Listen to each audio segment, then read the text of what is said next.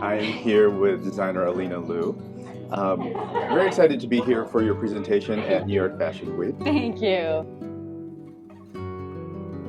Can you tell us a little bit about yourself and the brand? Yeah. And you know, like, tell us about like the women that you're designing for.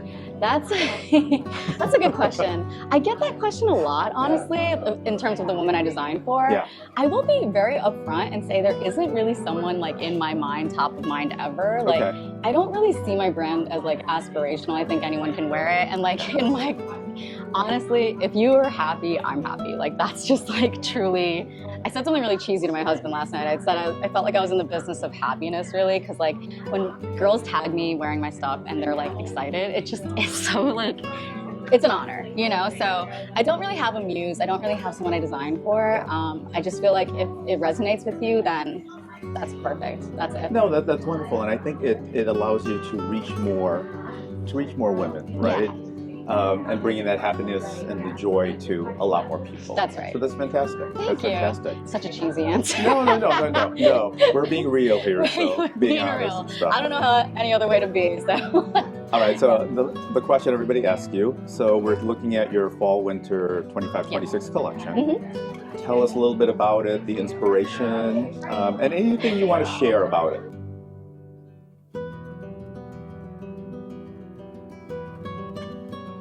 I like creative outlets of any kind, you know. I feel like writing for me is not something that's been on the forefront ever, but this season just started as like a thought exercise. I was just thinking like, I'm just gonna write out a bunch of like ideas, notes, like, you know, just conscious, like trail of consciousness, right?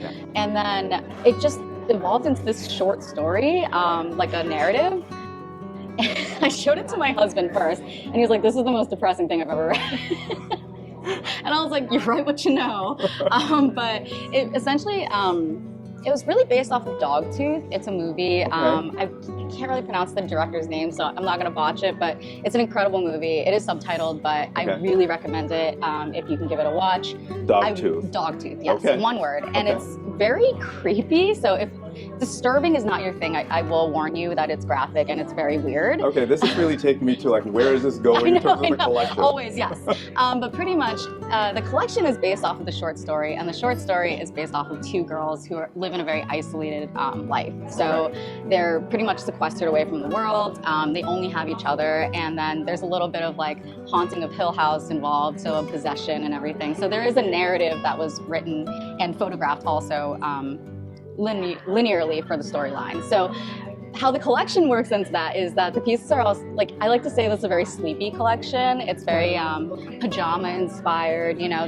I was thinking lingerie by Lillian Bassman, the photographer, and just thinking about how you would be at home, you know, like, so there's a lot of sheer things. There's, you know, more than I normally do generally these days, and just really focusing on the idea of comfort. So not as many straps that I feel like a lot of people associate with my brand, but just a little bit easier. So that's kind of a very long-winded explanation of the season. Yeah. But what's interesting that you were talking about how you came about with the inspiration, right? Yeah. You're writing and doing a narrative. Is that your process for each It collection? might be now, honestly. Okay. I feel like I've discovered something new. So this year I was like, I'm gonna read a minimum of 30 books. That's my goal, because I just realized I wasn't reading recently. Yeah. And because of that, I think it really did inspire some writing, you know, and this will never be published because it is abysmal writing, okay? But it's your starting point. It was a starting point. It's a launching pad. Exactly.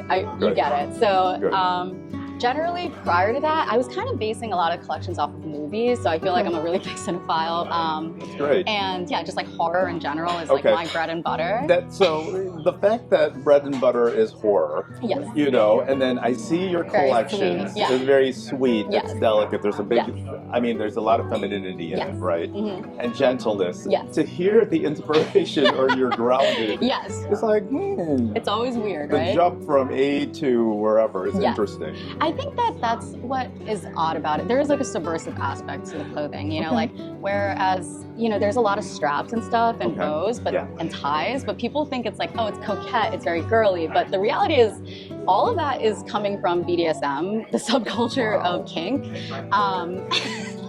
be a little freaky, but you know, yeah, I feel like Nobuyoshi Araki really inspired me since I was in high school. I was just in love with his work, and it's polarizing, you know, because bound women, I understand, can be, you know, there's arguments either way. But for me personally, like, coming from a very stifled personal, like, Chinese background, you know, which was never, sex was never discussed, it was really interesting for me, you know, like, I wanted to know more. So I kind of learned about it through art, which is what my background is. I went to like a fine art school, not a design school. So yeah, I think there's also a lot of smocking. So I like to play with restriction versus release. So it's all kind of grounded by this like kink aspect of it, but people don't really get that, and that makes me really happy in a way, because like, I don't know, there's like a little cheekiness to it. I don't know if I should be releasing this then, if that's what I'm so sorry. I mean, you might need to censor this into oblivion. No, I think that's fantastic. I think, you know, just at a glance, you would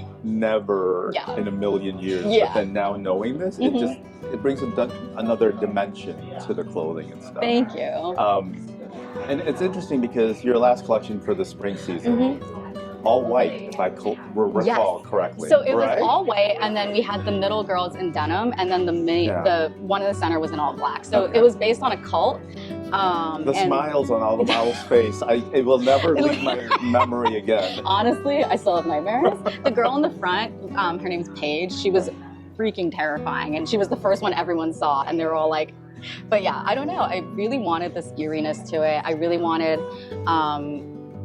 like, just, it was really kind of inspired by Midsommar, you know, so that was kind of my jumping off point for that season. So a lot of pagan things, I was looking at Scandinavian bunades for like the clothing inspiration. So yeah, and then they were all kind of surrounding and protecting their deity in the center, and she was the contortionist. So yeah, I could tell the setup and the layout. There was like very specific there, but that's great to know. So, listen, it was fantastic meeting you. I appreciate you taking the time out of your busy schedule here during Fashion Week. I appreciate you coming. Thank you. Seriously. Continued success. Thank you. And we can't wait can't wait to see the next collection. Thank you. And the inspiration for that one. But one thing at a time. It's going to be another depressing story. I can bet. That's okay. That's okay. No, but thank you so much. Seriously. Thank you. Okay. Appreciate it. Thank you again. Yeah, of course.